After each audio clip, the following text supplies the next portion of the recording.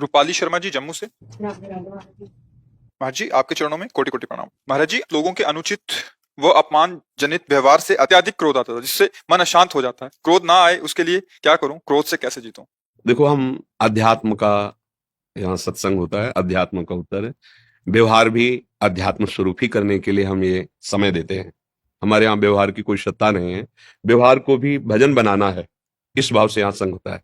इसलिए यदि अध्यात्म में थोड़ा भी आपको ज्ञान है तो हमारी बात समझ में आएगी, अन्यथा नहीं आएगी। अगर नाम जप नहीं करते हो, अच्छे आचरण से नहीं चलते हो, तो हमारी बात बिल्कुल समझ में नहीं आएगी, क्योंकि ये अध्यात्म की वार्ता है। पहली बात ये कि जन्म जन्मांतरों से हमारे कर्मों का एक समूह एकत्रित है, जिसे संचित कर्म कहते हैं। उन संचित कर्मों से दो विभाग करके हमारे शरीर की रचना हुई है, कुछ शुभ कर्म और कुछ अशुभ कर्म।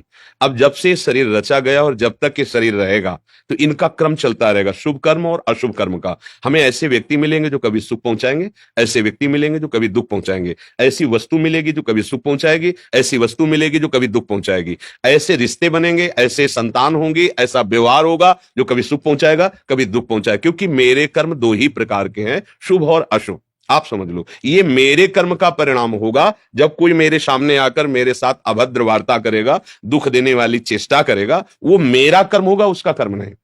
पहले ये बात माननी है। अब वो मेरे कर्म को निपटाने के लिए आया है, सायोगी है। जो मेरा कर्म निर्धारित किया गया दुख भोगना, वो शाम जैसे कोई एक है, मिलता है कि हृदय रो पड़ता है, उसके प्रेम में, उसके व्यवहार में आनंदित हो जाता है। एक है, हृदय जल जाता है, भगवान कभी ऐसे आदमी को मेरे सामने मत लाना। तो रूप तो दोनों उसी के द्वारा भेजे गए थे। एक के द्वारा मेरे अशुभ कर्म का नाश कराया गया और एक के द्वारा शुभ कर्म का। शुभ कर्म का नाश हुआ सुख भोग के और अशुभ कर्म का नाश हुआ दुख भोग करके। पहली बात, अध्यात्म किसी की निंदा करने का राइट नहीं कि आप जो है किसी की निंदा करें। आपकी जो निंदा हो उसे सह जाएं। अध्यात्म का उपदेश व्यवहार इसे बर्दाश्त नहीं करेगा।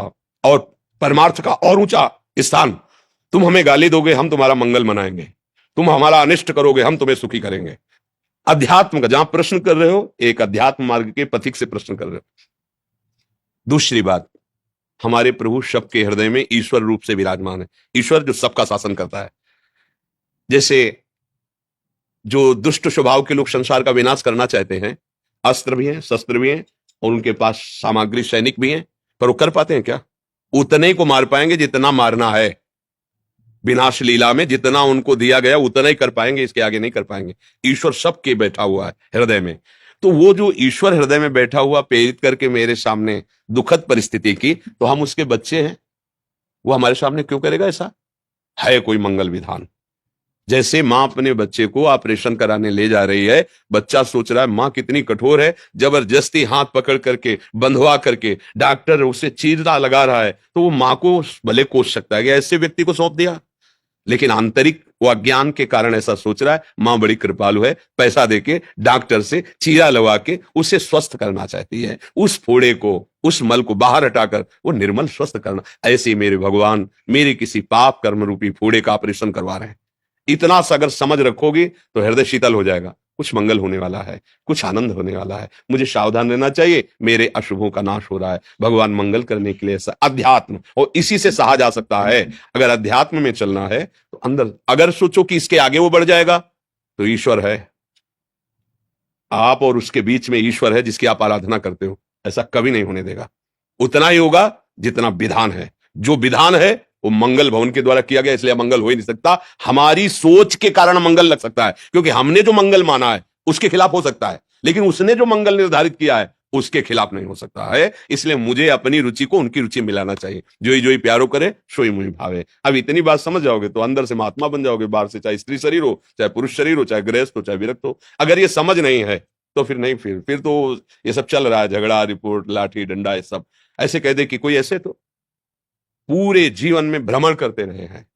हमारे प्रारब्ध को भुगाने के लिए भले कुछ कोई, अन्यथा किसी की ताकत नहीं। ऐसे बैठे थे सैनपुर है गंगा किनारे, सैकड़ों सांप वहां, सैकड़ों वर्ष पुरानी तपोभूमि, ऐसे मतलब 90 बीघा 100 बीघा का तो केवल बगीचा है, और इसके बाद ऐसी भूमि पुराने पुराने सांप ऐसे जैसे से बैठे से बगल से निकला, देखा उसकी आवाज निकलती है जैसे किंग कोबरा, बड़े सांप होते ना उनकी श्वास की आवाज, तो ऐसे देखा सांप। तुरंत निश्चय, अगर इसे काटना है तो तुम कहीं भाग के जाओ, काट लेगा, नहीं काटना है तो चुपचाप बैठे रहो, मंत्र जप कर दो। है विधान तो तू भाग के जा, कहां भाग के जाएगा? नहीं है तो कुछ नहीं करेगा, कहीं भी पक्का। ये कोई मतलब ऐसी प्रवचन की केवल बातें नहीं, अनुभूत जीवन की बातें कह रहे हैं। और ये अज्ञान ही है कि कोई हमें सता रहा है। मेरे प्रभु के सिवा कोई दूसरा नहीं है। हमने जो कर्म किए हैं उनका दंड देने के लिए वही काल बनते हैं, वही मृत्यु बनते हैं, वही नाना प्रकार के दुख रूप बनते हैं। और यदि हम भजन के द्वारा उन कर्मों को नष्ट कर दें तो दशों दिशाएं आनंदमयी हैं, दशों दिशाएं सुखमयी हैं। हमें अपने को सुधारना है। अध्यात्म अपने को सुधारता है, अध्यात्म अपनी दृष्टि को सुधारता है। दृष्टि कैसी? जैसी तुम्हारी दृष्टि वैसी सृष्टि अनुभव में आएगी। तुम्हारी दृष्टि कैसी? काममयी तो सब दुष्ट दिखाई देंगे, राममयी तो जित देखूं तित श्याममयी राममयी, जड़ चेतन जग जीव जत सकल राम। अध्यात्म अपने को सुधार, और अपने सुधर गए तो कोई दूसरा है नहीं, ये भी बात जान लो। एक ही परमात्मा तत्व ऐसे भास रहा है जैसे 1,00,000 घड़े रख दिए जाए और उनमें सूर्य का प्रतिबिंब पड़ रहा है, तो 1,00,000 सूर्य नहीं हो गए, एक ही सूर्य है, वो 1,00,000 दिखाई दे रहा है। और घड़े 1,00,000 फोड़ दो तो सूर्य का कुछ हानि हो गया क्या? नहीं। ऐसे ही ये सब घड़े हैं अपने लोग, उनमें भास रहा है वही एक परमात्मा, उसका न कभी मरण है न कभी जन्म, और वही तुम्हारा स्वरूप है, तुम्हारा ये स्वरूप नहीं है। तो अध्यात्म के बल से, नाम जप के बल से ऊपर उठो, और ये दुख सुख लाभ हानि मान अपमान, इस पर विजय प्राप्त करने के लिए अवसर मिला है। पर मनुष्य इतना विषयों में पतित हो गया कि ये बात उसके समझे में नहीं आती कि जीतने के लिए मिला है।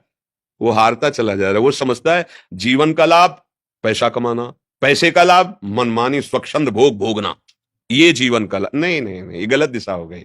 जीवन का लाभ धन कमाओ, ठीक है, सबको सुख पहुंचाओ, परिवार को, अपने आए हुए अतिथि जनों को, उचित अपने शरीर को, और धर्म पूर्वक विषय भोगो और भगवान का भजन करो, भगवत प्राप्ति हो जाएगी। पर कहां कोई सतमार्ग पर चलना चाहता है? छोटी छोटी बातों में हम अपने पूज्य जनों का अपमान कर देते हैं, यहां तक इतना क्रोध आ जाता है कि हत्या कर देते हैं, और फिर यहां जेल भोगते हैं, फिर नरक भोगते हैं। इसलिए सावधान रहें।